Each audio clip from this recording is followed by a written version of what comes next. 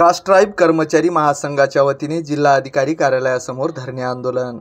हिंगोली जिल्हाधिकारी कार्यालयासमोर आज दिनांक 13 ऑगस्ट रोजी दुपारी 1 वाजण्याच्या सुमारास कास्ट ट्राइब कर्मचारी महासंघाच्या वतीने धरणे आंदोलन करण्यात आले आहे। यामध्ये प्रमुख मागण्या: मागासवर्गीय कर्मचाऱ्यांना पदोन्नतीमधील आरक्षण पूर्ववत लागू करावे, जुनी पेन्शन योजना सर्व कर्मचाऱ्यांना लागू करावी, मागासवर्गीय कर्मचाऱ्यांना पदभरतीतील अनुशेष पूर्ण करणे, सरकारी नोकरीतील कंत्राटीकरण रद्द करावे, अशा विविध मागण्यांसाठी आज जिल्हाधिकारी कार्यालयासमोर धरणे आंदोलन करण्यात आले आहे। आपल्यासोबत आहेत, ऐकूया।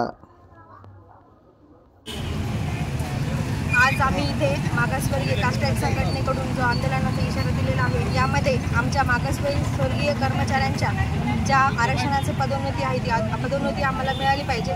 शिक्षणामध्ये जी अट आहे ती अट आमची जे उत्पन्नाची आहे ती अट उत्पन्नाची शिथिल केली पाहिजे।